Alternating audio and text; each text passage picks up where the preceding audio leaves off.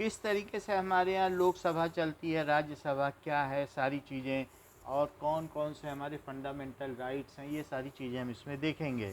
So after south Africa got rid the apartheid regime in 1994 under the leadership of National Mandela, democratic constitution began to be uh, drawn. So that means apartheid का क्या मतलब होता है कि ऐसे लोग जिनको कहीं पर जाने की इजाज़त ना हो, जिनको मार्जिनलाइज कर दिया गया हो। तो साउथ अफ्रीका में नेल्सन मंडेला ने एक उनके लिए लड़ाई करी। जो लोग ब्लैक लोग थे, तो ब्लैक लोगों के लिए किसने लड़ाई की? नेल्सन मंडेला को। इनको भारत रत्न भी दिया गया। और इसमें ये लिखा हुआ है कि natives Indian and that is coloured. तो जो ब्लैक लोग हैं उन्हें कलर्ड कहा जाता था। सो वो इस सी बीच पे इंटर नहीं कर सकते हैं। सो ये चीज़ें, if you enter this premises you will be listed as missing, फिर तुमको शूट कर दिया जाएगा। ऐसे अपमानजनक बातें कही जाती थी। सो अपार्थीड का मतलब मार्जिनलाइज, जिनको ध्यान न दें या जिनको सोसाइटी में छोटा समझा जाए, उनको अपार्थीड कहते हैं। सो फिर साउथ अफ्रीका पर जब अंग्रेज़ों ने अपना ये राज्य छोड़ दिया, तो फिर वहाँ पर कॉन्स्टिट्यूशन बनने लगा। Just hold.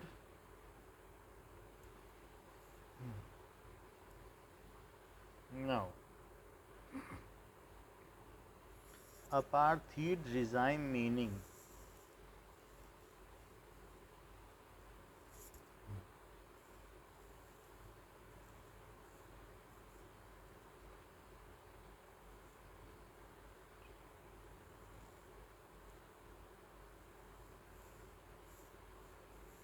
सो ऐसे कई जगह पर वहाँ पर साउथ अफ्रीका में गांधी जी भी लड़े। 1915 तक वो वहाँ पर रहे और वहाँ उनके लिए लड़ाई की। सो इस तरीके से आप देखेंगे कि सी बीच पे भी इस तरीके के कॉशन बोर्ड्स लगे थे कि अगर कोई इस तरीके से जाते हैं जो कलर्ड पर्सन है, उनको वहाँ जाने की इजाज़त नहीं है। सच काइंड ऑफ बोर्ड्स या डिस्प्लेड वहाँ पर लगे हुए थे। सो से नो टू रेसिज्म, ठीक है, एंड डिफाई अपार्थीड। अपार्थीड का मतलब है कि जिनको मार्जिनलाइज कर दिया गया है, जैसे ब्लैक लोग। साउथ अफ्रीका के लोग काले होते हैं ना, तो उनको कई कई जगह पे जाने की इजाज़त नहीं थी, तो उन्होंने इस तरीके से अपने लिए लड़ाई लड़ी। So that is apartheid means कि इट इज़ अफ्रीकन्स को कहा जाता है। Apartness policy govern relations between South African white minority and non white majority sanction.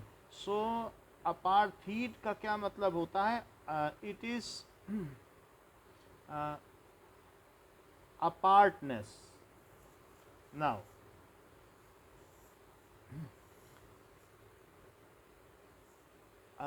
जो अपार्ट करे, जैसे अगर आपके यहाँ कोई लोग बोल दें कि ये जो भी बॉयज़ एंड गर्ल्स हैं, अगर टीचर भेदभाव करें कि जो आगे बॉयज़ बैठेंगे और पीछे गर्ल्स बैठेंगी, तो इसको क्या कहेंगे? क्या ये भेदभाव की नीति होगी आप लोगों के साथ?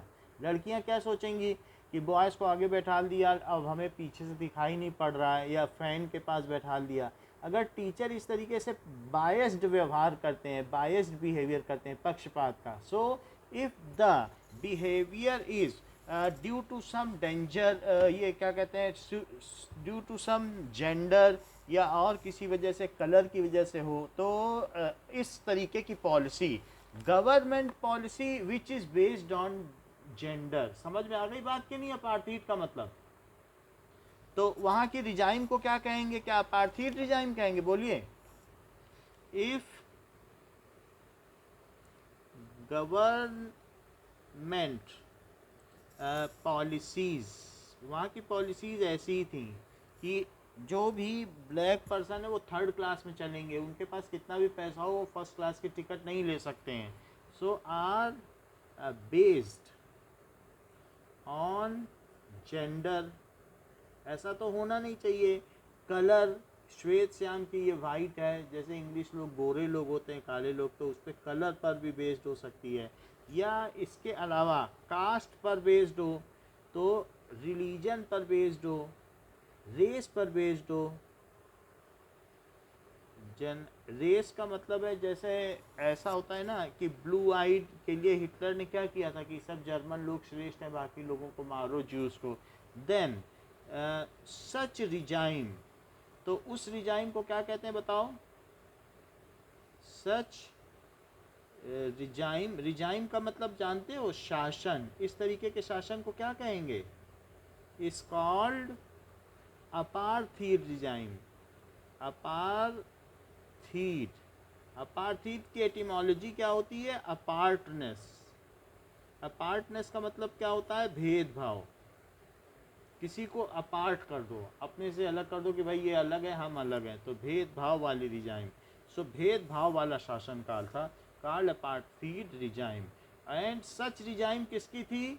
Britishers have used such regimes. Okay,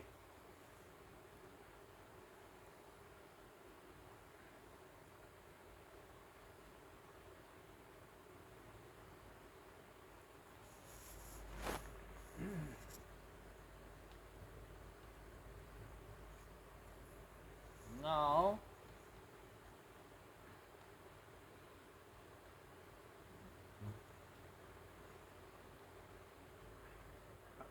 अभी ठीक है।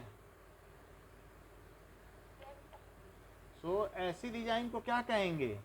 ब्रिटिशर्स ने ऐसी रिजाइम यूज की, ब्रिटिशर्स यूज्ड सच रिजाइम। ठीक है, रूल्ड बाय सच रिजाइम, उन्होंने ऐसे रूलिंग की। So Britishers ruled by such regime.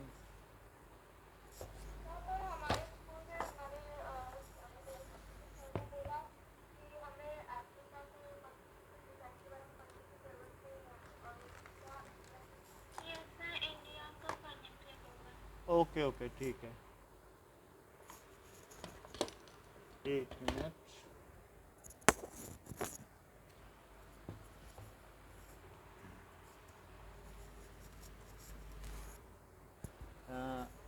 Ruled, उन्होंने क्या किया? रूलिंग की। Ruled by such regime. तो अपार्थीड का मतलब है कि जिनको अलग कर दिया जाए, अपार्टेड कर दिया जाए। तो अपार्ट किसको किया गया था बताओ? अपार्थीड का मतलब है अपार्टेड। सो उसी से ये वर्ड बना हुआ है।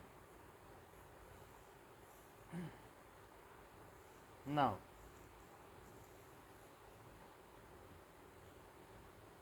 ये जैसे आप यहाँ क्या पढ़ रहे हैं कि वाइट एरिया और ब्लैक जिबीड, ब्लैक नहीं आ सकते। और ये कैसा एरिया है कि यहाँ पर कॉशन बिवेयर ऑफ नेटिव्स, यहाँ आगे काले लोग रहते हैं, इसलिए संभल के चलो। इस तरीके के अपमानजनक शब्दों का यूज़ किया जाता था, और उनको इस तरीके से जो इंग्लिश लोग होते थे ऐसे मजाक उड़ाते थे ब्लैक लोगों को। तो यहाँ पर समझ में आई बात कि नहीं? रिजाइम का मतलब शासन काल, जो अलग तरीके से भेदभाव वाली नीति पे शासन करे। तो जैसे आपने देखा था कि जब ब्रिटिशर्स यहाँ शासन कर रहे थे तो उन्होंने कहा था Indians and dogs are not allowed, ऐसे जगह जगह लिख रखा था कि नहीं, कि यहाँ पर इस जगह पर इस पार्क में भारतीयों और कुत्तों का आना मना है। बोलो। तो इस तरीके की रिजाइम उन्होंने यूज़ की। तो आपने देखा ये इस तरीके का जो रिजाइम था, नेल्सन मंडेला ने जब वहाँ पर नेल्सन मंडेला क्या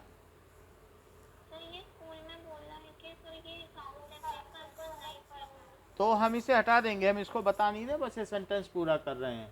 नेल्सन मंडेला, क्योंकि ये बहुत बड़ी एक हिस्ट्री है तो थोड़ा सा पता होना चाहिए, अगर कहीं कहीं पर कुछ भी आ जाए तो ये हम आपको बता नहीं रहे हैं। Nelson Mandela has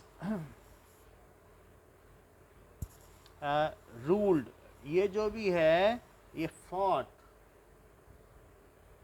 for rights of apartheid, जिन्हें अपार्ट कर दिया गया था, राइट्स फॉर राइट्स ऑफ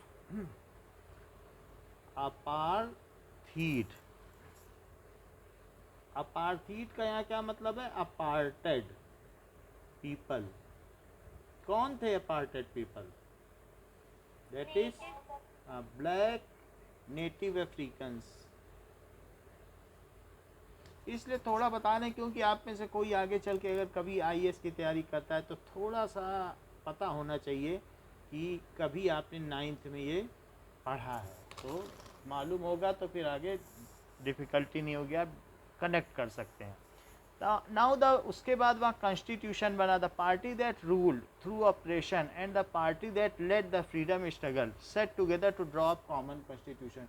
जो ऑप्रेस करती थी, ऑप्रेस का मतलब है दमनकारी नीति। बताओ कौन ऑप्रेसिंग रिजाइम था, बताइए, बोलिए। द पार्टी दैट रूल्ड, जिसने रूल किया था, वो कौन थे?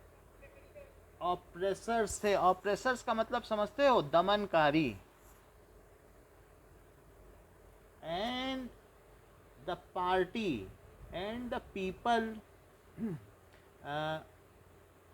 पीपल हु वर ऑप्रेस्ड, जिन्हें दमन किया गया था। तो एक थे ऑप्रेसर थे और एक थे जिन पर क्या हुआ था, जो सफरर थे, हु वर ऑप्रेस्ड। एक होते हैं ऑप्रेसर, उसको कहते हैं दमन करना, दमनकारी। जैसे आपको मालूम है जलियांवाला बाग में क्या हुआ था, कि सिंपली वहाँ बच्चे भी थे, सबके ऊपर गोलियाँ चला दी गई थी और 450 लोग मारे गए थे, ये बात पता है ना? तो वो दमन हुआ कि नहीं भारतीयों का? और ऑप्रेस्ड का मतलब क्या होता है? जिनका दमन किया गया, जिन पर अत्याचार किया गया। सेट टुगेदर, वे एक साथ बैठे। किस लिए एक साथ बैठे? टू ड्रॉ अप कॉन्स्टिट्यूशन, उन्होंने संविधान बनाने के लिए एक कॉन्स्टिट्यूशन बनेगा। अफ्रीका में ब्रिटिशर्स छोड़ के कभी नहीं गए, लेकिन वहाँ एक कॉन्स्टिट्यूशन बना उनकी लड़ाई के बाद में। Constitution is constitutional design. क्यों कॉन्स्टिट्यूशन एसेंशियल है, बताइए? रूल्स का a set of rule by which a nation is governed is called constitution. Constitution क्या होता है बताइए? A set of rules and policies which help to run a nation,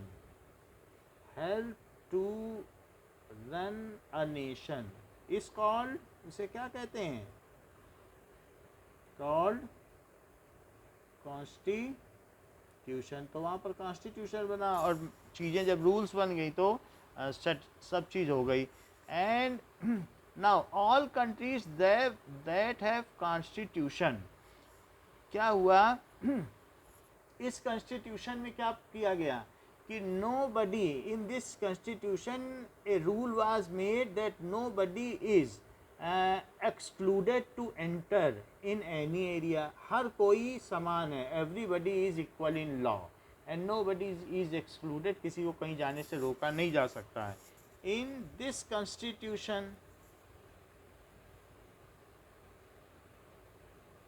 rule was made, क्या बनाया गया? दैट एवरीबडी आइदर वाइट और black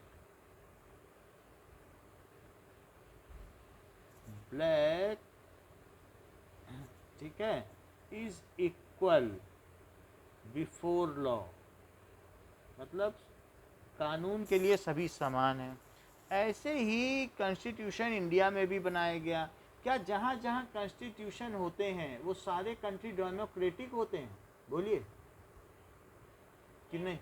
no, it is not necessary. Saudi Arabia का भी अपना कॉन्स्टिट्यूशन है, ईरान का भी है वहाँ, लेकिन राजा लोग हैं, तो ऐसा नहीं है। एक कॉन्स्टिट्यूशन है, कॉन्स्टिट्यूशन ना हो तो लोग, फिर लोगों को मालूम ही ना हो कि क्या करना है। तो कई बार क्या होता है, जो मोनार्क होते हैं वो भी एक कॉन्स्टिट्यूशन बना देते हैं कि लोग उस पैटर्न पे चलें तो ना हमें दिक्कत होगी ना उनको दिक्कत होगी। तो it is not necessary. No, जैसे सऊदी अरेबिया का कॉन्स्टिट्यूशन कहता है कि तुम्हारे फ़ोन में शंकर जी या रामचंद्र की मूर्ति मिल गई या वो फ़ोटो है तो 5 साल जेल हो जाएगी। तो वहाँ का कॉन्स्टिट्यूशन ये कहता है। क्या इंडिया के कॉन्स्टिट्यूशन में ऐसा कुछ है कि फ़ोन में मोबाइल में मिल गया कोई फ़ोटो तो हो जाएगी? बोलो। तो ये ज़रूरी नहीं है, it is not necessary that. China का भी कॉन्स्टिट्यूशन है लेकिन वो डेमोक्रेसी नहीं है। It is not necessary. Constitution तो सभी जगह होता है, that the country which has constitution, उसके बिना तो नेशन रन ही नहीं कर सकता। लिखा नहीं है a set of rules and policies which help a nation to run. तो जब किसी भी राष्ट्र को चलाने के लिए संविधान तो चाहिए ही। So that not necessary that the country which has constitution is democratic। क्या किसी देश के कॉन्स्टिट्यूशन को देख के पता लगाया जा सकता है कि उस देश के लोग खुशहाल होंगे या फिर दुखी होंगे? बताओ। कॉन्स्टिट्यूशन में जैसी पॉलिसीज होंगी वही नेशन को गवर्न करती हैं। So it constitution, when constitution is written then it the future of country is also written in it, क्योंकि उसी कॉन्स्टिट्यूशन से देश का भविष्य बनता है। Okay, now it represents the future of country. Drafting of document was done by assembly of electric. देखो कैसे कॉन्स्टिट्यूशन बनता है। अब तो कॉन्स्टिट्यूशनल डिज़ाइन कौन बनाता है? कॉन्स्टिट्यूशन क्या हम आप बनाते हैं या जो हमारे इलेक्टेड रिप्रेजेंटेटिव हैं जो पार्लियामेंट में गए थे वो बनाते हैं? सो ड्राफ्ट हमारे यहाँ 2 साल 11 महीने, ठीक है, और 27 दिन में हमारा कॉन्स्टिट्यूशन बना था। और इसको किसने बनाया? So the drafting of document, पहले तो ड्राफ्ट बनाया गया। ड्राफ्ट क्या होता है कि जिसमें थोड़ा बदलाव बाद में किया जा सके, लेकिन ड्राफ्ट मेन चीज़ होती है, फिर उसमें थोड़ा बहुत ही चेंज होता है। Drafting of constitution was done by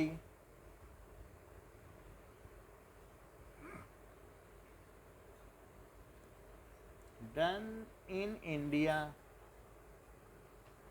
by assembly of elected representative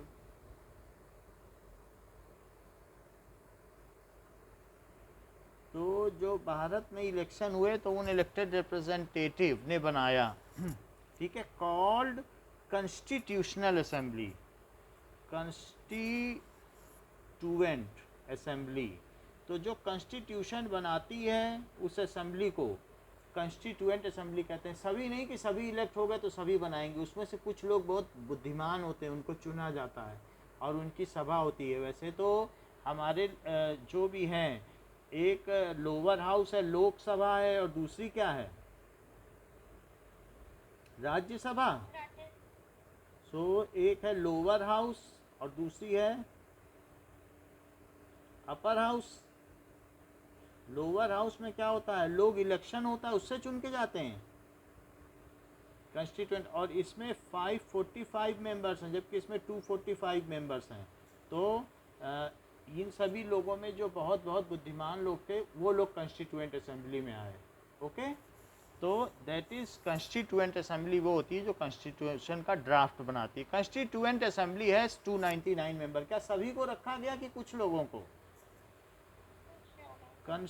फिर भी काफ़ी लोग थे। कॉन्स्टिट्यूएंट असेंबली हैज़, जिन्होंने इसके लिए ड्राफ्ट बनाया, असेंबली हैज़ 299 मेंबर्स। उसमें से कुछ राज्यसभा के थे, कुछ लोकसभा के थे। The assembly adopted the constitution. अब उसकी वजह से the assembly adopted the constitution on 26 November 1949 but it came into effect on 26 January 1950। इसका क्या मतलब है? The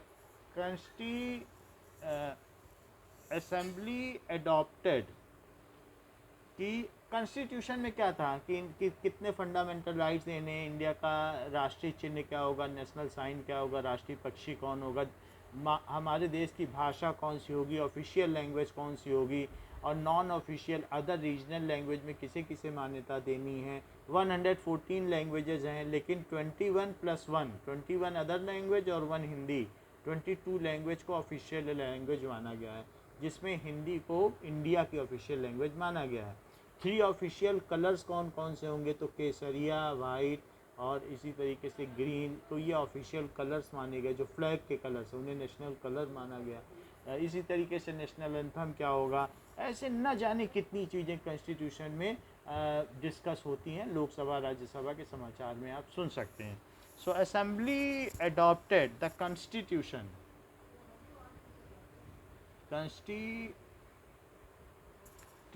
on 26 November 1949, but it came into effect। ये ऐसा क्यों हुआ, उसी दिन से ये इफेक्ट में क्यों नहीं आ गई? ऑन जनवरी, बोलिए 26 जनवरी 1950 में, क्योंकि 26 जनवरी एक बहुत पवित्र दिन है। इस दिन अधिवेशन हुआ था लाहौर में और ये बात कही गई थी कि हम भारत एक पूर्ण स्वराज्य हैं, कांग्रेस के अधिवेशन में। तो उस दिन को एक अच्छा दिन माना गया। तो लोगों ने कहा कि जब कॉन्स्टिट्यूशन को सबके लिए जारी रखना है, लागू करना है, तो एक अच्छा दिन होना चाहिए। सो इस तरीके से दैट इज़, हाँ बोलिए एनीथिंग। सो इस तरीके से कॉन्स्टिट्यूशन तो बन के तैयार हो गया, लेकिन उसको 3 महीने बाद लागू किया गया। ओके नाउ अब हम देखते हैं कि जस्ट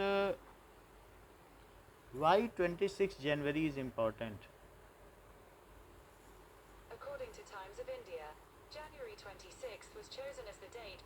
इंडियन नेशनल कांग्रेस। सो अब देखिए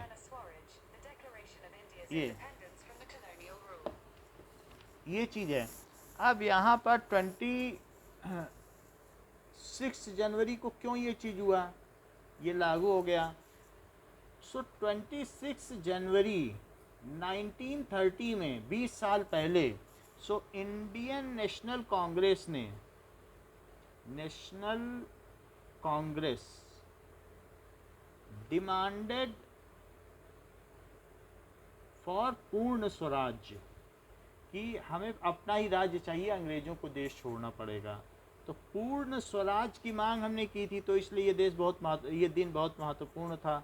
तो इसलिए इसी दिन 20 साल बाद जब होने को था, तो नवंबर को न लागू करके 26 जनवरी से कह दिया देश में भी संविधान लागू हो जाएगा। जैसे कोई नया नियम बनता है तो उसी दिन नहीं लागू होता, बोलते हैं कि सब लोग एक हफ्ते में ये चीज़ होने वाली है, एक हफ्ते का डिमोनेटाइजेशन है, 500 रुपये का नोट बंद हो जाएगा। तो एक लागू होने की तारीख होती है कि नहीं, कि it is now applicable, now it is promulgated, ऐसा था क्या? But it came into effect, तो इसके बाद ये इफेक्ट में आ गया। Now in how many days Indian constitution has been prepared? 165 days. According to Lok Sabha, the Constituent Assembly took almost 3 years. Now ये 2 years 11 months and 27 days have been taken। तो जो हमारा संविधान बना, to prepare the draft of constitution, इतना साल लग गया। और सबसे बड़ा संविधान, लिखित संविधान कहाँ का है, इंडिया का है क्या? So Indian constitution is in written form and it is the longest, सबसे ज़्यादा बड़ा संविधान है Indian constitution. is in written form and इसमें कहीं कहाँ कहाँ से एक्सट्रैक्ट लिए गए हैं, सिर्फ ये नहीं है कि यहीं के ही हैं. सो Indian constitution has taken extracts from, बोलिए.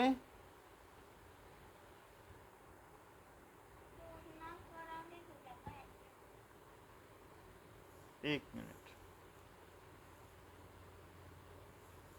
क्या बोल रही हो?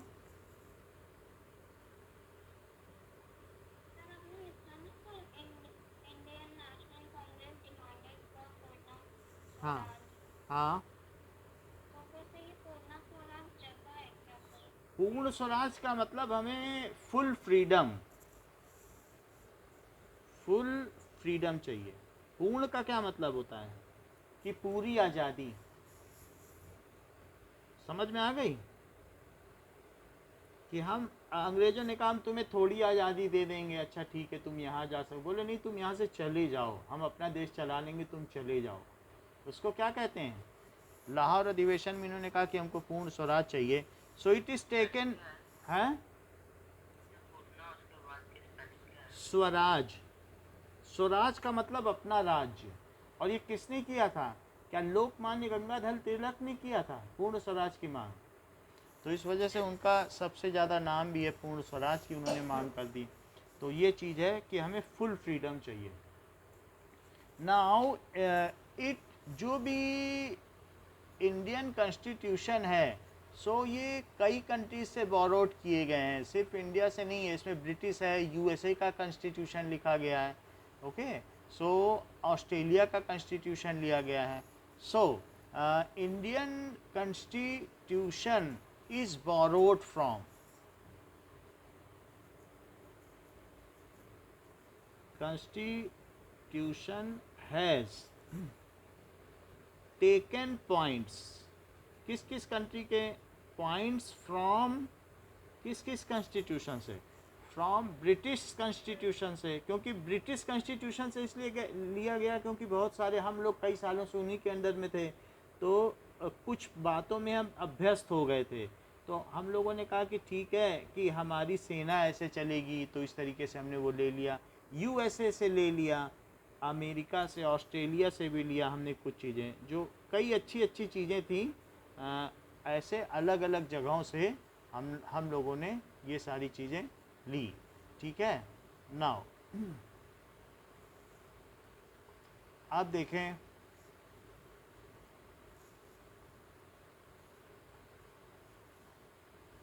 और इसके अलावा आयरलैंड भी ब्रिटिश के पास है, तो आयरलैंड से भी लिया. तो यहाँ से हम लोगों ने यूनाइटेड स्टेट से भी लिया, कनाडा से लिया, कनाडा से भी हमने लिया. तो आप ये देख लें कि रशिया से भी हमने लिया. तो कई जगह से अच्छी अच्छी चीज़ें ली गई, जिससे, और कुछ चीज़ें जापान से भी ली गई. तो ये देखो इंडियन कॉन्स्टिट्यूट ने कहाँ कहाँ से क्या क्या लिया. क्या कुछ चीज़ें जापान से लीं, फिर कुछ चीज़ें रशिया से लीं, कुछ चीज़ें ऑस्ट्रेलिया से लीं, कुछ चीज़ें कहाँ से लीं? क्या कनाडा से लीं? कुछ चीज़ें कहाँ से लीं? यूएसए से लीं. और कुछ चीज़ें कहाँ से लीं? दिस इज़ यूनाइटेड किंगडम से लीं. तो इस तरीके से हम देख रहे हैं कि अलग अलग जगहों से लेके भारत के संविधान को बनाया गया है, जो अच्छी अच्छी चीज़ें हैं. सो that is Indian constitution is the longest constitution, सबसे लार्जेस्ट कॉन्स्टिट्यूशन है. आप देखो, क्या आपकी जो बुक है उसके पहले पेज पे कुछ लिख, एक मिनट, हाँ.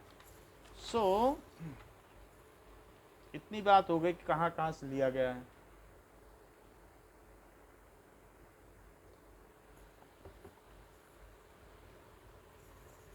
अच्छा, head of this assembly was, जिसने बनाया कौन थे? क्या बी आर अम्बेडकर थे? Head of constituent assembly was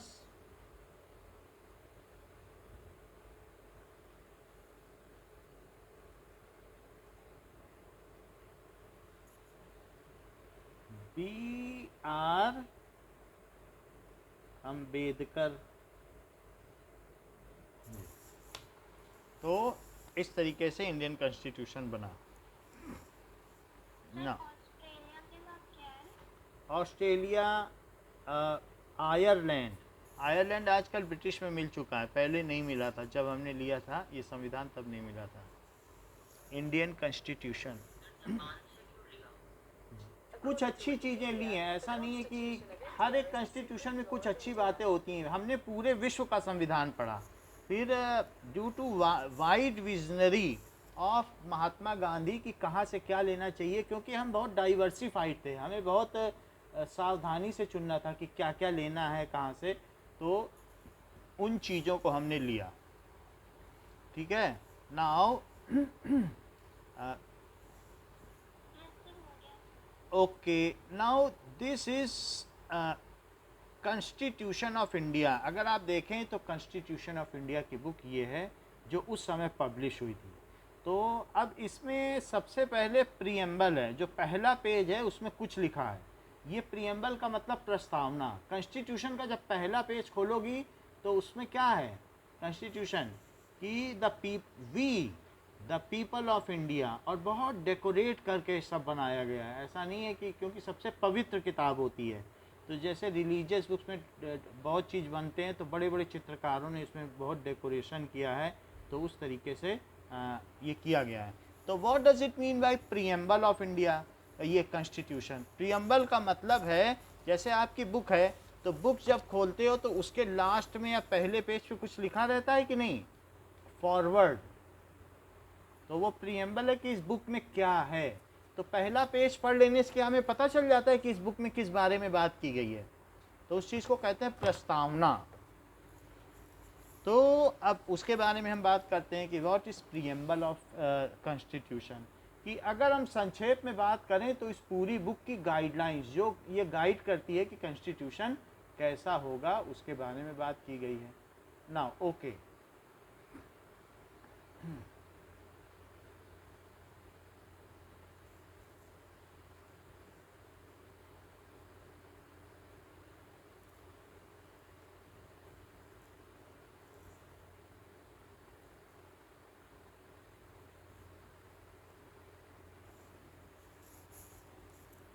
अब देखिए, so the preamble of constitution, preamble of constitution, तो वो लोगों को याद भी होता है। बहुत सारी आपकी बुक्स में तो पीछे लिखा भी है कि प्रीएम्बल ऑफ कॉन्स्टिट्यूशन, शायद इसमें भी लिखा हो, तो आपकी बुक में ज़रूर लिखा होगा कि जो प्रीएम्बल है इट इज़, कहाँ लिखा है, ये we the people of India, यही है प्रीएम्बल। और उसी चीज़ को, जो we the people of India है, उसी को हमारे संविधान में कॉन्स्टिट्यूशन के पहले पेज पे कितना सजा के लिखा गया। देखो लिखा है we the people of India. ये तो पता नहीं मुझे, ये देखना पड़ेगा, हैंड रिटन। अच्छा, हो सकता है इट इज़ हैंड रिटन।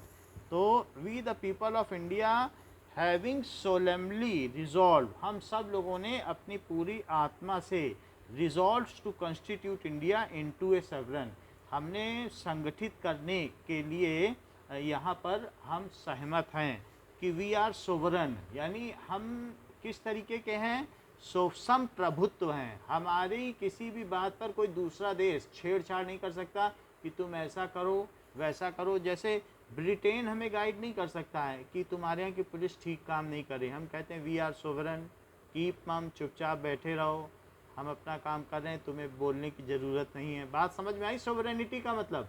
अगर तुम्हारे फैमिली मैटर में कोई बाहर वाला आके बोलेगा, तुम्हें अच्छा लगेगा कि तुम्हारे यहाँ ये सब्जी क्यों बन रही है, क्यों ऐसे बात हो रही है, तो आप क्या बोलेंगे, वी आर सोवरन, हम अपने मसले खुद हल कर सकते हैं, बाहर वाले को बोलने की जरूरत नहीं। सोशलिस्ट, सोशलिस्ट का मतलब है कि हम समाजवादी हैं, हम ये चाहते हैं कि हमारा जितने भी लोग हैं ऊंच नीच वो एक दिन ख़त्म हो जाए। हम इस चीज़ में विश्वास रखते हैं कि all persons in the society should live at same economic level.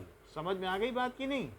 तो सोवरेन का क्या मतलब है कि वी आर इंडिपेंडेंट और हम पर कोई राज्य नहीं करेगा। सोशलिस्ट का मतलब है कि हम समानता पे विश्वास करते हैं, इकोनॉमिक स्टेटस और सेक्युलर, क्या धर्म के आधार पर भेदभाव करते हैं कि धर्म निरपेक्ष हैं। वी डू नॉट बायस और take decision on basis of religion, so we are secular. Democratic यानी हमारी जो गवर्नेंस है वो इंडिया के द्वारा लेड है, इंडियन पीपल के द्वारा। तो रिपब्लिक का मतलब राज्यों का संघ है। रिपब्लिक का क्या मतलब होता है कि बहुत सारे राज्य मिल के इंडिया बना रहे हैं। इंडिया इज ए क्या है, group of, it is union of states. Republic का मतलब क्या होता है, union of state and to secure to all citizens. तो यहाँ पर कुछ चीज़ों का मीनिंग हम आपको बता दें कि सोवेरन का मतलब क्या होगा। दैट इज प्रीएम्बल में ये चीज़ें पूछी जाती हैं। हाँ बोलिए। We the people of India are sovereign. So हाँ, सो दैट इज कोई दूसरी कंट्री का कुछ भी बोल नहीं सकता हमारे मैटर पे। सोवरेन अगर हमने आर्टिकल 370 हटाया है तो अपने देश से हटाया है, कोई बोल नहीं सकता। So people have the supreme right to take decision on internal and external matter. We people यानी Indian people have supreme right, we people have right to take decisions on our internal matter, हमारे आंतरिक मामले, और हमें बाहर भी किससे दोस्ती रखनी है और किससे दुश्मनी हम खुद तय करेंगे। As well as external matters.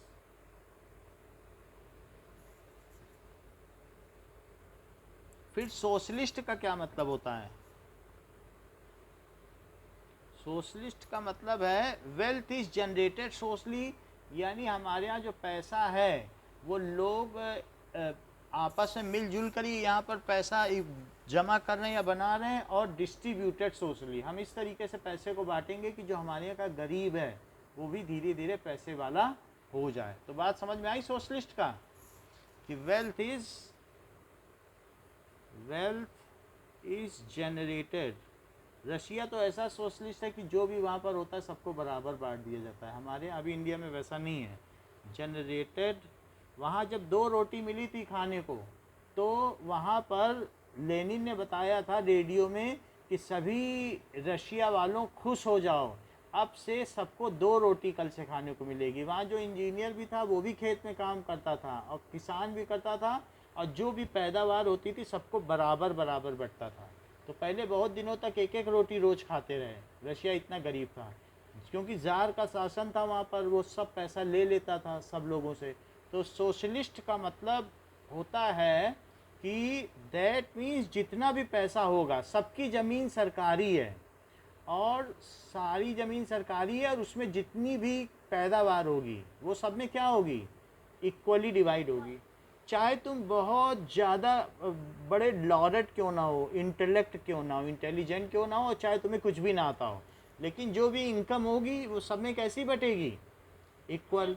लेकिन इसकी वजह से रशिया में एक प्रॉब्लम हो गई, फिर लोगों ने पढ़ाई लिखाई तक छोड़ दी। बोली जब हमें कुछ मिलना ही नहीं है एक्स्ट्रा, तो सोशलिस्ट का एक नुकसान भी है। आप क्या इसलिए पढ़ रहे हो कि बाद में 2 रोटी के लिए तरसो, कि बहुत बड़े आदमी के बाद में। तो सोशलिस्ट बहुत सारे लोग अच्छा नहीं मानते हैं, कहते हैं जो मेहनत करेगा, तो वही कहते हैं कि वीर भोग्या वसुंधरा, ये तो जो धरती है वो वीरों के द्वारा भोगे जाने योग्य है, तो जो ज़्यादा मेहनत करेगा उसे ज़्यादा पैसा मिलना चाहिए कि नहीं। लेकिन फिर भी इंडिया का जो कॉन्स्टिट्यूशन है वो अपने गरीबों के बारे में सोचता है कि हम उनको अपलिफ्ट करेंगे, यानी जो अमीरों से पैसा आएगा कुछ पैसा हम किसको देंगे, गरीबों में बांटेंगे, उनका वेलफेयर करेंगे। तो ज़्यादातर जो हमारे बजट बनते हैं वो इस बात पर रहते हैं कि इसमें छूट दी जाएगी, किसानों को इसमें छूट दी जाएगी। तो ये ऐसे हम लोग बहुत सारी सब्सिडी देते हैं कि नहीं, क्यों देते हैं। यस, इकोनॉमिक इनइक्वालिटी को दूर करना ही सोशलिज्म है। समझ में आ गई बात। So wealth is generated socially and should be, socialist की निगाह में अगर किसी के पास 2 कमरे हैं तो दूसरे के पास 3 कमरे नहीं होने चाहिए। सोशलिज्म इतना तक भी एक्सट्रीम हो सकता है। And should be shared equally, should be, लेकिन ये संभव नहीं है हर जगह, क्योंकि फिर डेमोक्रेसी में कौन अपना पैसा देना चाहेगा।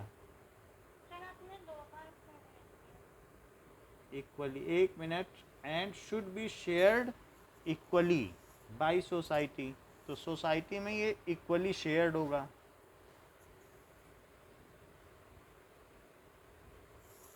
ऐसा होगा। सेक्युलर का मतलब क्या समझते हो?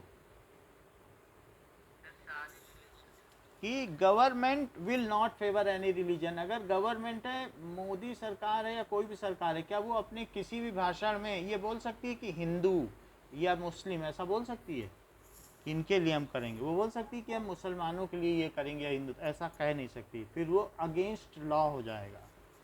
तो गवर्नमेंट उसकी स्कीम सबके लिए होगी।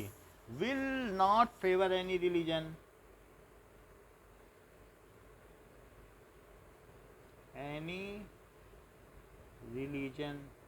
तो हम लोग डेमोक्रेटिक भी हैं, सेकुलर भी हैं। डेमोक्रेटिक का क्या मतलब है कि डेमोक्रेटिक के तो आप लोग पीछे पढ़ ही चुके हो, हाँ, बाय द पीपल हो। सो इसका मतलब है a form of government where people enjoy equal political rights. So the form of government,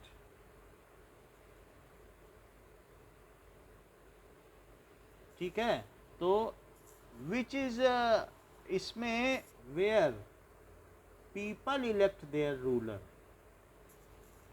elect their rulers. तो हम ही लोग तो अपने रूलर सिलेक्ट करते हैं। रिपब्लिक का क्या मतलब है? नहीं, Republic that is the head of government is an elected person and not a hereditary person. बात तो सही है, 1 मिनट देख लेते हैं। ठीक बात, सही बात कही है कि द हेड ऑफ गवर्नमेंट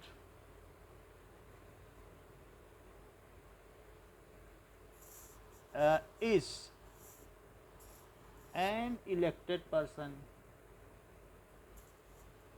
जैसे कहीं ना कहीं से काशी से मोदी इलेक्ट हुए हैं या फिर वो फिर हेड बने, तो वो इलेक्टेड पर्सन है कि कहीं ऐसा है जो पीछे से राज्य करता आया है, सोनिया गांधी, राजीव गांधी, फिर उनके बाद उनके बेटे राहुल गांधी, ऐसा हुआ है क्या कि सभी इलेक्शन से बने हैं? हाँ, इज इलेक्टेड पर्सन, ठीक है, and not a hereditary position. ऐसा नहीं है जैसे विक्टोरिया के वहाँ पर महारानी क्वीन विक्टोरिया के बेटे हुए, फिर ऐसे नहीं है। And not a hereditary position.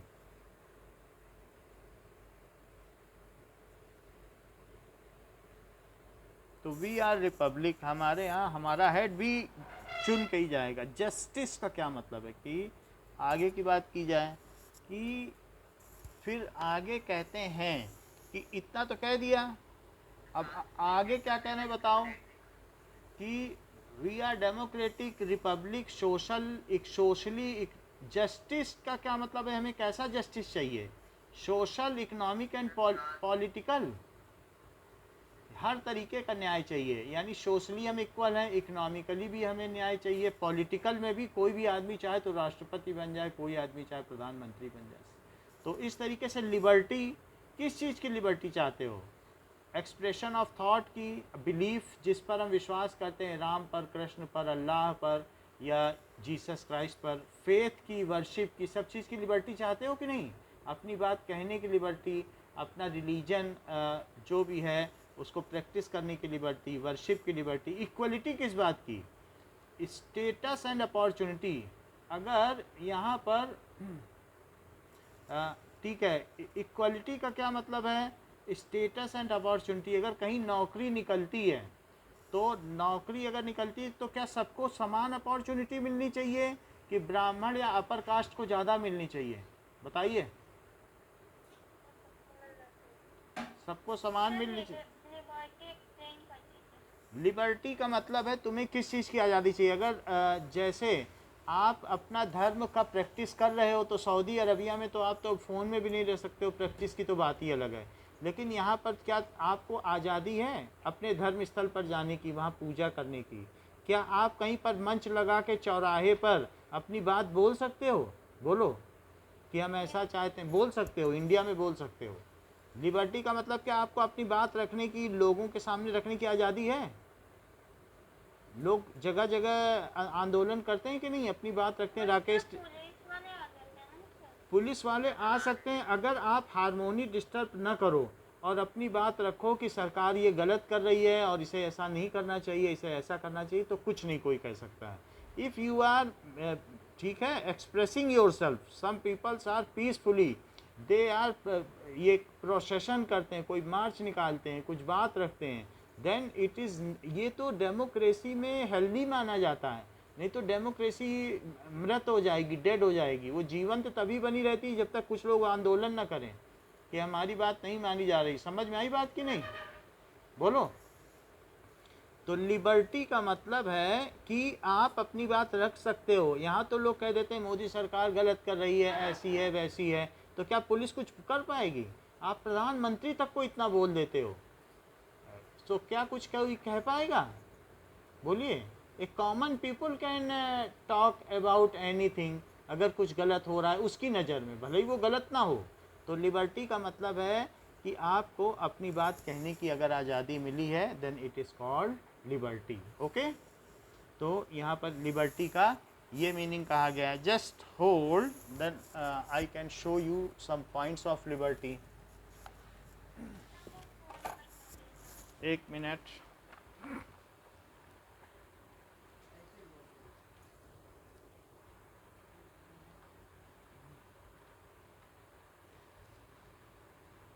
Now, uh,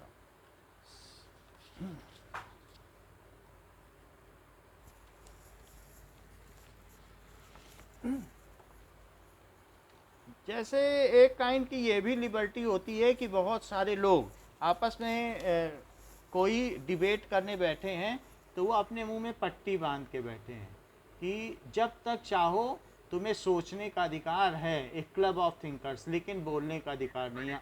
यहाँ पट्टी पर लिखा हुआ है कि तुम जितनी देर चाहो, रात भर, दिन भर, घंटे भर सोच सकते हो, पर बोलने का अधिकार नहीं। क्या आप ऐसी लिबर्टी चाहते हैं? No sir. तो हमें बोलने का अधिकार हो, हम अपनी बात रख सकें। तो अगर इस तरीके से हम कर सकते हैं, आपको मालूम है स्टूडेंट्स यूनियन भी हो जाती है कॉलेजेस में, कि वो अपनी बात, अगर कोई कुछ गलत हो रहा है कॉलेज में तो वहाँ पर वो अपनी बात रख सकते हैं। तो हमें पॉलिटिक्स भी सिखाई जाती है हायर इस, तो हमें हर तरीके से जस्टिस चाहिए, सोशल जस्टिस चाहिए, इकोनॉमिक जस्टिस चाहिए। लिबर्टी हर कंट्री में नहीं है। आप चाइना में 2-3 लोग मिलकर भी अगर कोई चीज़, आप एक ग्रुप बनाते हो तो वहाँ पर इसको म्यूटिनी माना जाता है। वहाँ पर बहुत सारे लोग आए थे, 800 लोग, और सरकार से बोले कि हमारे यहाँ बिजली पानी नहीं आ रहा है, ठीक करो। तो वो बोले कि एक आदमी को आना चाहिए, 800 लोग आए हो, ये गलत है। तो फिर अगले ही उसी रात को उन 800 गांव वालों को मरवा दिया गया, मालूम है? तो हाँ, बच्चों तक को मरवा दिया गया। सो म्यूटिनी का मतलब है कि वो झुंड बनाकर सरकार के विरोध में आ गए हैं। और सिंगल आदमी आता तो म्यूटिनी। अगर सैनिक एकजुट होकर के कहीं जाएंगे तो ये माना जाएगा कि सेना में विद्रोह हो सकता है। सैनिक में एक सैनिक जाएगा अपनी बात कहने, 2 भी नहीं जा सकते। ये बात समझ में आई कि नहीं? तो हम में लिबर्टी तो है ना। आप देख रहे हो कि दिल्ली में राकेश टिकैत सड़कों पे बैठ के काम कर रहा है, इससे ज़्यादा और क्या है? आप देख रहे हो कि नहीं न्यूज़ में? सो लिबर्टी है। Now equality of status and opportunity and to promote among them all equality of status and of opportunity। तो आपको equality of status end of opportunity, कोई भी अगर अवसर आता है तो क्या सबके लिए समान आता है कि कहा जाता है कि ये पोस्ट सिर्फ ब्राह्मणों के लिए है, ये मुस्लिमों के लिए है? So any opportunity is same for all. कि ये रिलीजन बेस्ड होती है, कास्ट बेस्ड होती है, जेंडर बेस्ड होती है? क्या भाई, रिजर्व सीट्स को हटा देना चाहिए था अब तक, लेकिन हमारे यहाँ की जो पॉलिटिक्स है उसकी वजह से ये, हाँ, यानी कुछ सीट उनके लिए रखी गई है, बट अभी गवर्नमेंट ने कह दिया है कि जितनी रिजर्व सीट है, अगर रिजर्व सीट के अलावा वो जो जनरल सीट में वो नहीं आएंगे, अगर उन्होंने लिख दिया रिजर्व सीट तो वो उतने हैं उनकी पॉपुलेशन, उसी में वो करें, और जो जनरल सीट से भरेगा तो वो जनरल में आएगा। पहले ये होता था कि रिजर्व सीट से अगर आपके नंबर ज़्यादा आ गए तो आप जनरल में काउंट हो गए, जो कम कम नंबर वाले थे वो रिजर्व सीट में काउंट होते थे। तो अब ऐसा नहीं हो सकता है। अब क्या होता है कि जैसे ये बहुत अच्छा निर्णय आया है कि मान लीजिए कि ये रिजर्व सीट है, तो इसमें इनका जो कट ऑफ परसेंटेज था, मान लो 98 से 74 तक गया, कट ऑफ 74 गया, तो इसमें भी कुछ लोग थे जो 84 पा गए, 92 पा गए, तो वो सब फिर इधर से आ जाते थे, कहते थे हम तो जनरल में हैं, ये सीट फिर हमारे लोगों को दो। तो 74 के नीचे जो आते थे वो सब इधर वाले पाए जाते थे। अब ऐसा नहीं है, अगर आपने रिजर्व सीट से भरा है तो आपके नंबर चाहे 98 हो चाहे 99 है, वो रिजर्व सीट में ही आएगा आपका नाम। मान लीजिए एक ऐसी स्थिति बनती है कि यहाँ पर 98 से 74 कट ऑफ गया है, देख लीजिए, और अगर यहाँ 84 से 77 तक ही कट ऑफ गया है, तो आपको नौकरी नहीं मिलेगी, जनरल वाला पा जाएगा। ये SC ST की है, यानी अभी इस वजह से जो सुप्रीम कोर्ट ने ये लॉ निकाला है, अभी इनकी परसेंटेज सेम हो गई है, जो कट ऑफ भी लगभग सेम हो गई है, इक्वल कंपटीशन हो गया है, क्योंकि जो SC ST हैं वो 70% है और बाकी 30% है, लेकिन जो इनका कोटा दिया गया है वो 27% ही दिया गया, और बाकी जो जनरल है वो करीब करीब 70% है, थोड़ा ST निकाल दो तो एक समझ में आ गई ना बात आपको, हैं? अब अगर मान लो ये इन्होंने लिख दिया कि हम SC ST हैं, तो SC ST में जो इनकी सीटें भर गई तो भर गई, फिर इन्हें जनरल में नहीं लिया जाएगा। अगर उन्होंने कुछ नहीं लिखा, वो रिजर्वेशन नहीं चाहते हैं, वो कहते हैं हम जनरल से भर रहे हैं, तो जनरल में लिया जा सकता है, और नहीं तो इन्होंने ये माना तो अपने पूल में जो उनका कंपटीशन है वो करते रहें, ये नहीं होगा कि उनको जनरल का फ़ायदा मिल जाए। समझ में आ गई बात? तो अब हम देखेंगे कि व्हाट इज़ जस्टिस, न्याय का क्या मतलब है। तो उन्होंने कहा कि जस्टिस हमें कई चीज़ों का चाहिए इंडियन में। तो हमारे प्रीएम्बल में, हमारी प्रस्तावना में जस्टिस क्या लिखा गया है? Citizen can not be discriminated. नहीं आया था समझ। क्या चीज़ नहीं समझ आई, बोलो। जैसे हमने आपको बताया कि रिजर्वेशन दिया गया ना SC ST को, सीट निकली 100 सीट निकली, तो 100 सीट में 27 सीट्स किसको दी गई बताइए? SC plus ST, schedule caste और शेड्यूल ट्राइब को। और आपने अपने फॉर्म में लिख दिया, क्या लिख दिया कि I am ST, मान लो माही ST लिख दिया। अब वहाँ पर जब एग्ज़ाम होने गया तो ये जो लोग थे ये कितने हैं, इनको कितनी सीट मिली? क्या 73 मिली? और ये 27 वाले हैं। अच्छा, वहाँ पर और भी लोग थे, तो इनका सबसे हाईएस्ट नंबर था मान लीजिए 98, और आखिरी बच्चे का जो सिलेक्शन हुआ वो 75 नंबर वाले पे सिलेक्शन हुआ, आखिरी बच्चे का। अच्छा, माही भी अपने ग्रुप में, माही ने तो लिखा कि हम तो SC ST में जा रहे हैं, हमें फ़ायदा हो जाएगा। तो यहाँ पर स्थिति ऐसी बनी कि इनमें जो टॉप मोस्ट था वो ज़रा कमज़ोर था, तो वो कमज़ोर था तो उसके मार्क्स आए 90%, लेकिन जो कट ऑफ गया, यानी सबसे कम वो कट ऑफ गया, तो दैट हैज़ वो गया 79% पे। तेज बच्चा नहीं मिला, लेकिन इतने में इनकी 27 सीटें भर गई। तो माही ने कहा हमारे तो 78% हैं, तो मुझे वहाँ सीट दो ना, वहाँ तो 75 वाले को क्यों सेलेक्ट कर रहे हो, पहले मुझे करो, हमें करो, इसे हटा दो।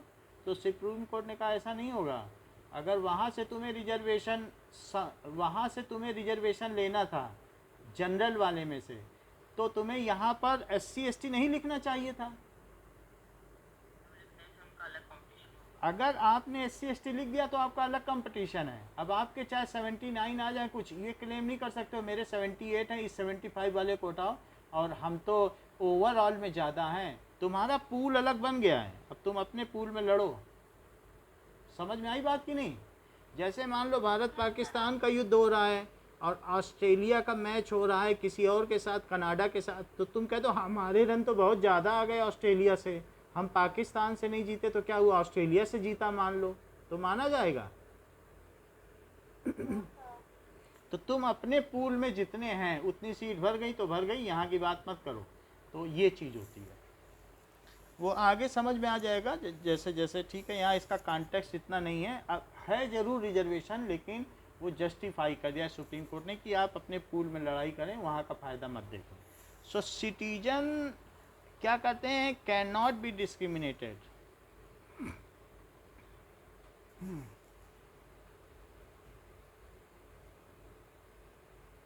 ऑन बेसिस ऑफ, किस बेसिस पे डिस्क्रिमिनेशन नहीं हो सकता?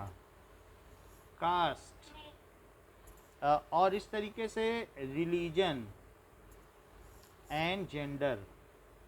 अभी अभी वो घटना मालूम है आपको, इधर अभयगढ़ की, एक मुस्लिम आया था, वो बोला हमें किराएदार रख लो, तो उसने बोला कि हम तो मुस्लिम लोगों को किराएदार नहीं रखते हैं। ये बात उसने टेप कर ली कि मुस्लिम को किराएदार नहीं रखते हैं, और ये सुप्रीम कोर्ट को सुना दी, तो 2.5 लाख रुपए उसको देना पड़ा मकान मालिक को।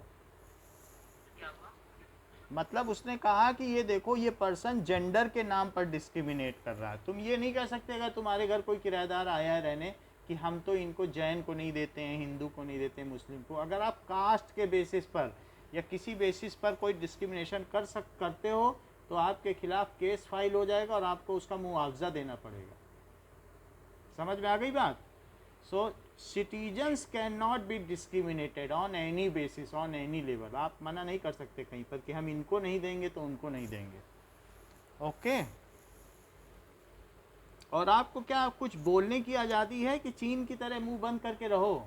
चीन में तो वहाँ पर जो मार्च निकाला जाता है, 60,000 सैनिक चलते हैं रिपब्लिक डे परेड में, और उनकी कॉलर में सुई लगी रहती है, और अगर गर्दन झुकी तो सुई चुभ जाएगी, बिल्कुल सीधी करके चलना पड़ता है, और कोई कुछ नहीं बोल पाता, न बोलने की आज़ादी न किसी चीज़ की आज़ादी। तो ऐसा वहाँ रहता है। And 70% of the soldiers there in Red Army is dissatisfied, वो संतुष्टि नहीं है। हैं? जाते क्यों हैं? तो वहाँ पर कि सरकार ने ये नियम बना रखा है कि जो बच्चा पैदा होगा वो पहले 5 साल वो सेना में नौकरी करेगा, करना पड़ता है भाई। जब रूल बना दिया, वहाँ डेमोक्रेसी नहीं ना, वो जो मर्जी वो। अब आप नॉर्थ कोरिया में अगर आपने किम जोन की तरह हेयर कट नहीं लिया है तो सड़क पे निकलोगे गोली मार दी जाएगी। तो ऐसी लिबर्टी चाहते हो? सब जगह अलग अलग तरह की लिबर्टी है। अफगानिस्तान में तालिबान देख लो इंडिया में तो नहीं है। भाई, इंडिया में तो पूरी स्वतंत्रता है। तालिबान में अगर किसी लड़की का हाथ खुला रह गया तो उसको 100 कोड़े की सज़ा मिलती है। जो पूरा ढक के चलते हैं उनको अपने। तो आप देख रहे हैं कि अफगानिस्तान में शरिया कानून लागू है। तो there are the countries which are हैं, लड़कियों को पढ़ाने के लिए नहीं भेजना है, ऐसे ऐसे है। अलग अलग कंट्रीज है, वहाँ लिबर्टी नहीं है। But in India we are enjoying liberty of expression, of politics. We are enjoying liberty हर चीज़ की, सोशलिज्म की, हमें सब्सिडी भी मिल रही है। We can condemn the policies of government, हम गवर्नमेंट की पॉलिसी की आलोचना भी कर सकते हैं। इससे ज़्यादा क्या आज़ादी? आपको अगर बहुत पैसा दे दिया जाए तब खुश रहोगे कि बहुत सारी आज़ादी दे दी जाए तब खुश रहोगे? तो आज़ादी बहुत प्यारी चीज़ है। तो इंडिया में लोगों के पास पैसा नहीं है लेकिन आज़ादी है। बात समझ में आई कि नहीं? सो देयर आर लिबर्टी का मतलब no unreasonable restriction on citizen. Unreasonable, ये भी बात आपको मालूम है, चीन में बोल दिया जाता है कि यहाँ ये कंपोनेंट बनेगा, इस पूरे मोहल्ले में या सिटी में तो वही कंपोनेंट बनता है, दूसरा वहाँ कोई बिजनेस नहीं कर पाएगा, सबको वही कंपोनेंट बनाना है जिससे चीन की इकॉनमी बढ़े। तुम्हें ऐसा बोल दिया जाए यही काम करना है तो वही करना पसंद करोगी कि जो हमारा मन है हम वो बने। सो इट ये कैन नो अनरीजनेबल रिस्ट्रिक्शंस होने चाहिए, रेस्ट्रिक्शंस ऑन सिटीजन। लेकिन इतनी भी लिबर्टी नहीं मिलेगी आपको कि आप छड़ी घुमाओ, कह दो हमें तो छड़ी घुमाने की आज़ादी है, अब छड़ी से चोट किसी को लगे तो लगे, ये लिबर्टी मिलेगी क्या आपको? No sir. So your liberty is only confined up to that limit that it is not snatching the liberty of other. Okay. So there are no unreasonable restrictions on citizens. So unreasonable restriction नहीं होने चाहिए, ठीक है। They have liberty to express their thoughts and actions. They have the liberty to express their thoughts, ठीक है। practice their belief and worship them, वो जिस पर विश्वास करते हैं वो उनको practice their belief and worship them। क्यों सरकार कह रही है? कुछ लोग कहते हैं हम तो कोरोना का टीका नहीं लगवाएंगे, ये ऐसा है वैसा है, उनका बिलीफ है, सरकार कहती है नहीं मान जाओ लगवा लो, नहीं तो ज़बरदस्ती पकड़ के ना लगवा दे। तो भारत में वो कहेगा हमें तो अपनी जो बिलीफ है मेरा, हम अंधविश्वासी हैं, तो हम तो जो अंधविश्वास कर रहे हैं गवर्नमेंट नहीं तोड़ सकती। कुछ लोग कहते हैं नहीं टीके से ये होगा वो होगा। तो कोई अगर अंधविश्वासी भी है, यहाँ पर आप ऑर्थोडॉक्स भी है, रेडिकुलस भी है, तो उसकी भी उसको आज़ादी है, तुम बने रहो अंधविश्वासी। इक्वलिटी, इक्वलिटी का क्या मतलब है? All are equal before law, equal before law. अगर आप किसी चीज़ के लिए लड़ने के लिए चले गए, if the dispute is between you and A rich person, तो क्या रिच पर्सन के यहाँ जीतने की ज़्यादा प्रोबेबिलिटी है सुप्रीम कोर्ट में कि जो राइट होगा उसी के जीतने की? The government should ensure equal opportunity for all. The government should ensure, अगर किसी के पास वकील नहीं है तो गवर्नमेंट वकील भी देती है, लॉयर। हाँ, कहते हैं कि तुम्हें ये अगर तुम्हें अपना केस लड़ना है तो हम तुमको वकील देंगे, फ्री में देती है, जिससे कि गरीब को न्याय मिल जाए। तो फिर सब लोग जाते होंगे ना फ्री में। हाँ, तो फ्री, अगर सब लोगों को फ्री में चाहिए तो सरकारी लॉयर उतना पेन नहीं लेगा आपको जिताने के लिए, लड़ेगा जरूर आपके पास से, लेकिन उसका वो पेन नहीं लेगा। अगर मन से नहीं लड़ेगा तो आप हार भी सकते हो, लेकिन लॉयर मिल जाएगा आपके तरफ से, वो लड़ेगा। और लोग अच्छे से अच्छा वकील चाहते हैं, समझ में आई बात कि नहीं? तो फ्री का वकील कोई नहीं चाहता, लोग सोचते हैं पैसा खर्च करके अच्छे से अच्छा वकील करो। तो इस तरीके से हमारे यहाँ इक्वलिटी और एक और नई चीज़ आ गई। फ्रेटर्निटी का मतलब क्या होता है? क्या भाईचारा। सो इस तरीके से we the people of India have fraternity. हम सभी लोग इसी भारत माँ की संतान हैं। Okay, and we have fraternity, यानी आपस में कोऑपरेशन से रहेंगे।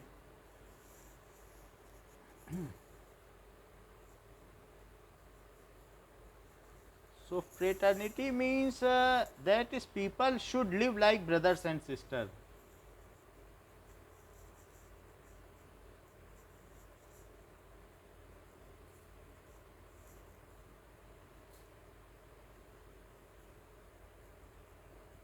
तो ये चीज़ हो गई, फ्रेटर्निटी भी है हमें।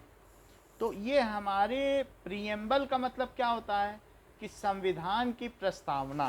प्रीएम्बल का क्या मतलब होता है? संविधान का जो पृष्ठ है, संविधान की प्रस्तावना। जब भी आप कोई ऐसे लिखते हो तो सबसे पहले मेन पॉइंट लिख देते हो ना, तब ऐसे शुरू करते हो, बोलो। तो मेन पॉइंट क्या? संविधान की प्रस्तावना का मतलब है कि किसी भी चीज़ का इंट्रोडक्टरी रिमार्क इंट्रोडक्टरी रिमार्क। जैसे अगर आपसे कोई पूछता है कि माही अपना इंट्रोडक्शन दो, तो क्या डिटेल में बताती हो कि 4 लाइन में कि हमें ये पसंद है, मुझे खेलना पसंद है, हम यहाँ जाते हैं, फिर 4 लाइन में बताना पड़ता है कि नहीं इंट्रोडक्शन? तो इसका मतलब है इट इज़ इंट्रोडक्शन, कि पूरी इतनी मोटी किताब है, इसके अंदर है क्या? तो ये 4 लाइन में बताया गया है कि इसके अंदर है क्या। समझ में आई? यही तो प्रीएम्बल है, कि पूरी बुक में बस यही है। हैं? मतलब the complete book revolves around it and these things are only explained और justified in throughout book. पूरी बुक में इन्हीं चीज़ों का जस्टिफिकेशन होगा। Now our constitution is very long and detailed document, therefore it need to be amended quite regularly। हम इसमें धीरे धीरे संशोधन करते रहते हैं, amendment होते रहते हैं। So those who crafted the Indian institution felt that it will be changed in future, so they made provision for changing of constitution। हमारे संविधान को कैसे चेंज किया जा सकता है, इसके क्या रूल्स हैं, इनके बारे में हम इस चैप्टर में देखेंगे कि कैसे चेंज होगा अगर कुछ चेंज करना है। The constitution describes the institutional arrangements in a very legal language. कोई भी चीज़ कही गई है बड़ी डिटेल में की गई है, यहाँ पर गोलमाल भाषा नहीं है, बिल्कुल क्लियर कट है हर चीज़, छोटी छोटी बात, ठीक है। It Lay's the procedure for choosing person, हम कैसे किसी चीज़ को इलेक्ट कर सकते हैं किसी को, फिर उसके अधिकार क्या है, पीएम के अधिकार क्या है, सीएम चीफ मिनिस्टर के अधिकार क्या है, राष्ट्रपति के अधिकार क्या है, नागरिक के अधिकार क्या है, नागरिक के कर्तव्य क्या है, हर एक चीज़, बहुत छोटी से छोटी चीज़ इसमें लिखी गई है। फिर क्रिमिनल लॉज क्या है, सिविल लॉज क्या है। क्रिमिनल लॉ का मतलब समझते हो कि एक होता है फौजदारी का मुकदमा और एक होता है कि पैसे का, मतलब जो भी होता है राजस्व का मुकदमा, दीवानी का। तो यानी अगर पैसे से संबंधित है केस है कि मान लीजिए उसने मेरा मकान ले लिया, उनके बारे में भी इसमें लॉज बने हैं। फिर कुछ किसी ने किसी को मार दिया या कुछ गड़बड़ किया तो उसके क्रिमिनल लॉज भी हैं, ठीक है, और सिविल लॉज भी हैं। तो अलग अलग है कि तलाक कौन दे सकता है, अगर शादी की है तो नहीं छोड़ सकता है कि छोड़ सकता है। डिफरेंट मैरिज एक्ट है, इसी तरीके से डाइवोर्स एक्ट है, हर एक्ट दिया है। तो इसमें बहुत सारे अलग अलग जो है अनुच्छेद हैं, उसमें अलग अलग बातें दी गई हैं। नाउ अब देखें कि this is, so everything is given in detail. Now what does it mean by treason? Treason का मतलब क्या होता है? महाभियोग होता है क्या? कि the offence of attempting to overthrow the government of state to which the offender owes allegiance, the offense of attempting to overthrow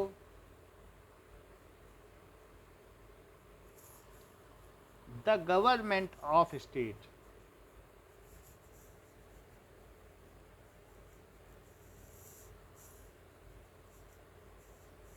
state to which the, ये चीज़ है, इस चीज़ को कहते हैं treason. Just we should have a detail meaning.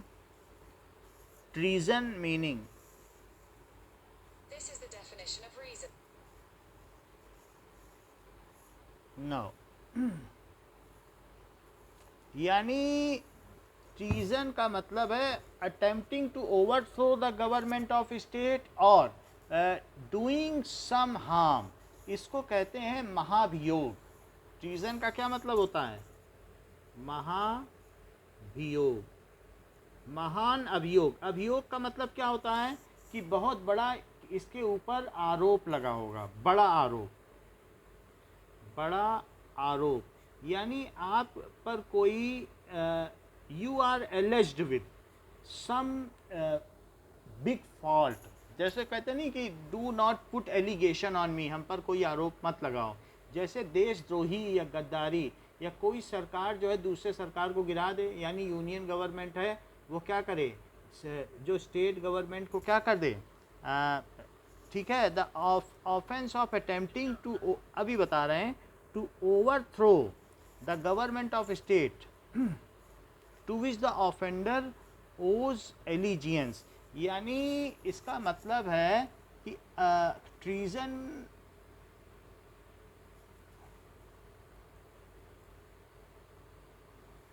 State to which the offender owes allegiance injured the society, किसी भी चीज़ को, ये overthrow the government of state, the offence of attempting to overthrow, किसी कहीं पर कोई राज्य की अगर गवर्नमेंट है उसको हटाने का, उसको बिट्रे करने का प्रयास करे, कहीं का जो रूलिंग है उसे ख़राब करने का प्रयास करे, तो उसको कहते हैं गद्दारी देश के साथ। जैसे आप कहीं पर आप बॉम्ब ब्लास्ट कर रहे हो या कुछ कर रहे हो, या इंडिया की सोवरेनिटी के साथ आप खिलवाड़ कर रहे हो, यहाँ की सूचनाएं दूसरे देश को दे रहे हो, so it is called treason. आपके ऊपर देशद्रोह का मुकदमा चल जाए तो कहते हैं कि ट्रीजन। जैसे लुई 16 पर किसका मुकदमा चला था? क्या ट्रीजन का मुकदमा चला था? क्या उसने देश के साथ गद्दारी की थी? सो क्या उसने वहाँ की जो दूसरे रूलर्स थे उनको ओवरथ्रो कर दिया था? क्या उसने वहाँ की नेशनल असेंबली को डिफाई कर दिया था? तो अगर कोई जो है दूसरी फॉर्म ऑफ गवर्नमेंट को ओवरथ्रो करता है, ओवर रूल करता है, उसके अधिकारों को छीन लेता है, देश के साथ गद्दारी करता है, तो उसको ट्रीजन कहते हैं। और ट्रीजन की वजह से लुई 16 को एग्जीक्यूट कर दिया गया था।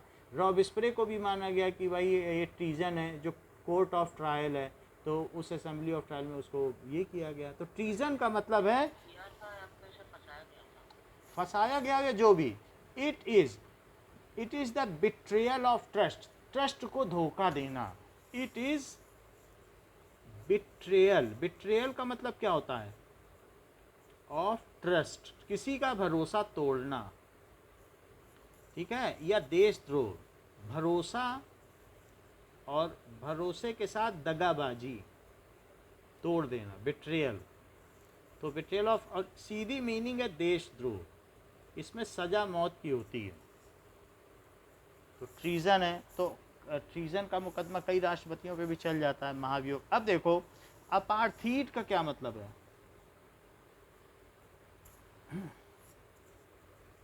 अपार्थीड का मतलब है ऑफिशियल पॉलिसी,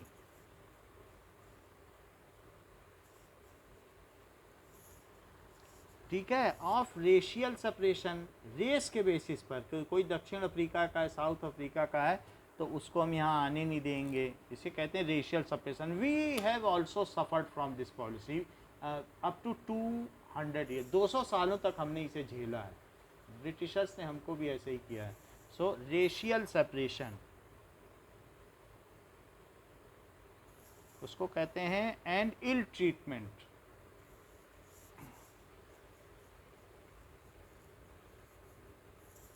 ऑफ ब्लैक्स। अभी देखो, ब्लैक्स फॉलोड बाय गवर्नमेंट, ये चीज़ है, follow racial separation, official policy of and the ill treatment of blacks.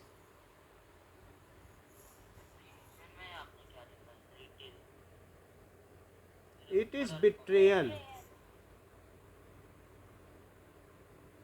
Betrayal, दगाबाजी। So followed by government of South Africa,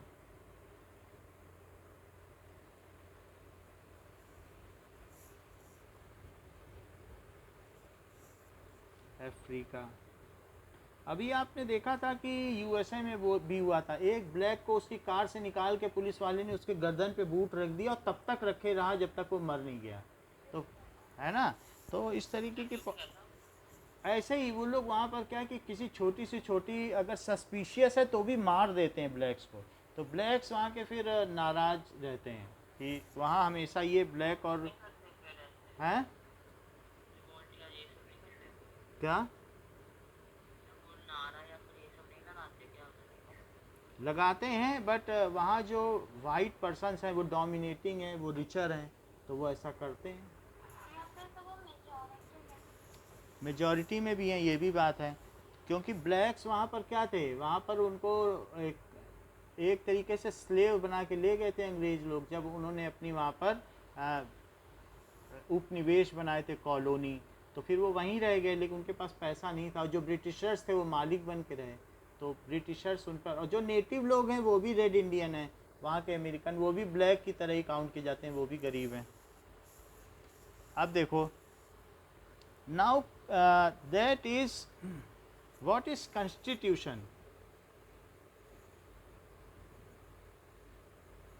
क्या देश में कॉन्स्टिट्यूशन से ऊपर भगवान है कि नहीं, कि it is the supreme law. So supreme law of a country, उससे ऊपर कोई नहीं होता है, कोई व्यक्ति भी नहीं होता है, ठीक है। कंटेनिंग फंडामेंटल रूल्स,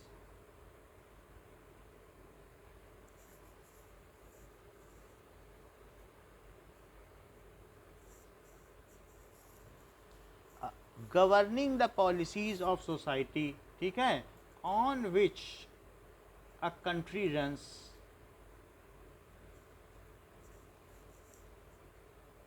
और कभी कभी एक सोसाइटी का भी कॉन्स्टिट्यूशन होता है कि हमारी सोसाइटी चलेगी, चलो इसके हिसाब से कॉन्स्टिट्यूशन बना। प्रीएम्बल क्या होता है,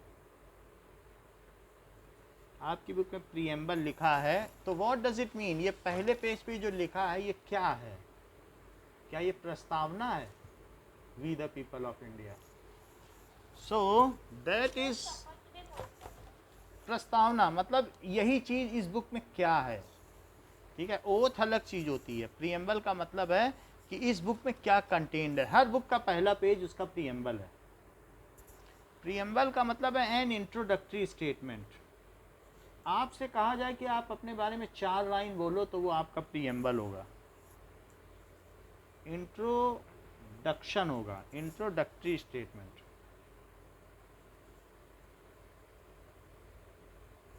introductory statement in constitution, in constitution which states, ठीक है, and it is guiding value. और उसी की वजह से जब ये बन गया प्रीएम्बल, तो उसी के बेसिस पर पूरा कॉन्स्टिट्यूशन तैयार हुआ। वैल्यू ऑफ कॉन्स्टिट्यूशन, जिसे कुछ भी ना मालूम हो और वो कह दे, अंदर उसमें लिखा है एक उसकी अनुच्छेद में कि मुस्लिम लोगों को ज़्यादा पावर दी जाएगी, तुरंत वो दिखाएगा, देखो प्रीएम्बल में लिखा है सब समान है, तुम क्यों ज़्यादा पावर दे रहे हो, प्रीएम्बल को झुटला रहे हो। प्रीएम्बल को डिफाई नहीं कर सकता कोई, कहेगा अंदर तुम्हारी कितनी भी बड़ी बात लिखी हो, बाहर गलत नहीं हो सकता। समझ में आ गई बात। तो प्रीएम्बल ही गाइड कर रहा है। What is draft. प्रीएम्बल में यही चीज़ लिखी है कि हम सब एक हैं, हम सबके लिए जस्टिस समान है, हम सब सोशलिस्ट हैं, हमारी गवर्नमेंट डेमोक्रेटिक होगी। अगर अब कोई राजा का बेटा बन जाए, कहेगा कैसे बन गए, बाहर तो डेमोक्रेटिक लिखा है, हम रिपब्लिक हैं तो रिपब्लिक लिखा है, तो राजा का बेटा कैसे बन गया, या राजा तो ये लिखा है। हम सेकुलर हैं, यानी धर्म के आधार पर भेदभाव नहीं होगा। तो एक भी चीज़ अगर गलत लॉ में कुछ होगी तो लोग इसी को दिखा देंगे पकड़ के, यही कॉपी, कहेंगे ये लिखा है यहाँ पे, इसको क्यों डिफाई करो। जिसे कुछ ना आता हो, प्रीएम्बल आता हो, वो इसी के बेसिस पर जीत सकता है। ये बहुत बड़ा हथियार है एक जनरल पर्सन के लिए। नाउ अब देखो ड्राफ्ट क्या है। This is preliminary version of legal document. आप जैसे कभी एक चिट्ठी बनाते हो या किसी को चिट्ठी लिखते हो तो 4 बार ड्राफ्ट बनाते हो, फिर फाइनली जब टीचर कहती है हाँ इसमें ये ठीक कर देना, ये ठीक हो जाएगा, उसको ड्राफ्ट कहते हैं। टीचर कहती है अब इसको फेयर कर लो, ये चीज़ ठीक कर देना। ड्राफ्ट का मतलब है कि उस ड्राफ्ट को फिर पार्लियामेंट के पास भेजा गया, तो पार्लियामेंट में थोड़ा बहुत संशोधन किया, बोला अब यही संविधान है। तो ड्राफ्ट क्या होता है, preliminary version of legal document. Preliminary version.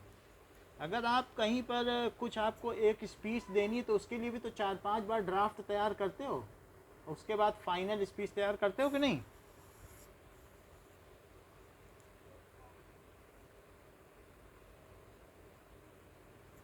ये चीज है। क्लॉज का क्या मतलब होता है। क्लॉज का मतलब है ए distinct section of document, A distinct section of document. पूरी बात कह दी सभी राज्यों को समान अधिकार है, फिर लास्ट में एक क्लॉज लिख दिया जम्मू एंड कश्मीर पर ये एक नियम लागू नहीं है, एक लाइन लिख दी लास्ट में। आपको मालूम है जम्मू एंड कश्मीर पहले ऑटोनॉमस था, देश का एक झंडा होगा, फिर क्लॉज लिख दिया जम्मू एंड कश्मीर पर लागू नहीं, वहाँ 2 झंडे होंगे। अब हट गए आप सब जगह एक झंडा। क्लॉज का मतलब एक अलग से लाइन लिख दी। A distinct section of legal document में एक अलग से लाइन लिख देना, उसको कहते हैं ये इसका क्लॉज है। नाउ इसके अलावा कंस्टिट्यूएंट असेंबली क्या है?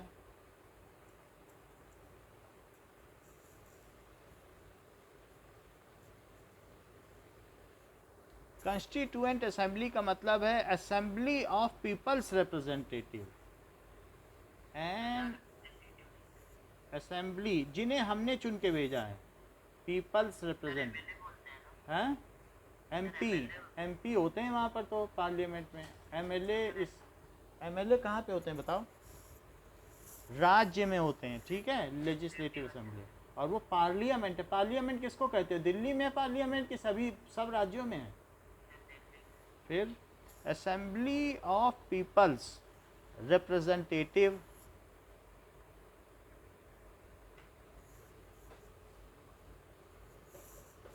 ठीक है। So that writes a constitution for country, that rights a constitution for country, उसको कहते हैं कॉन्स्टिट्यूएंट असेंबली। ट्रिस्ट का क्या मतलब होता है?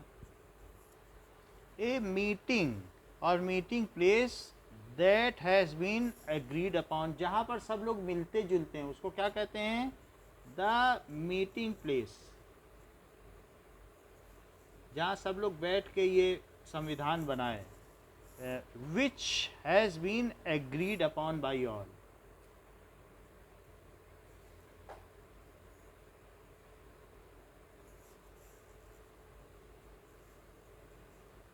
तो उस प्लेस में बैठ के बनाया गया। What does it mean by constitutional amendment?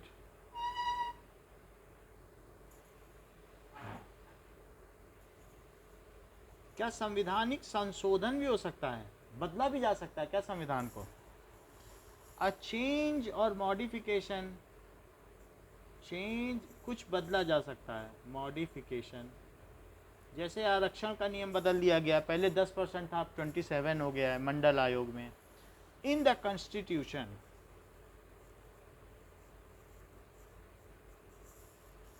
Made by supreme legislative bodies. Legislative body कौन है बताइए? सर कॉन्स्टिट्यूएंट और कॉन्स्टिट्यूशनल अलग है क्या? हाँ बोलो। कॉन्स्टिट्यूएंट हाँ, कॉन्स्टिट्यूएंट असेंबली, जिसने कॉन्स्टिट्यूशन बनाया उस सभा को क्या कहते हैं? संवैधानिक सभा, संवैधानिक सभा। तो उसी तरीके से जैसे सेल से बना है सेलुलर ऑपरेटर्स, समझ में आई कि नहीं? दैट कंस्टिट्यूएंट ट्रिस्ट, कि जहाँ पे बैठ के संविधान बनाया गया, सारे लोग बैठ गए, वहाँ पे वो ड्राफ्टिंग की गई। और कॉन्स्टिट्यूशनल अमेंडमेंट तो संवैधानिक सुधार, अमेंडमेंट का मतलब संशोधन, चेंज, मॉडिफिकेशन। सो बाय सुप्रीम लेजिस्लेटिव असेंबली, कौन सी है सुप्रीम लेजिस्लेटिव असेंबली? पार्लियामेंट। कितनी बात है, तो उसमें वो अमेंडमेंट कर सकती है। अब कल इसके कुछ क्वेश्चंस आपके जो हैं एसएसटी के वो कराएंगे। इसके नोट्स तो हमने बता दिए, बाकी कल हम आपको इसके एमसीक्यू करवाएंगे। ओके, मेन बातें हमने बता दी। Okay, thank you.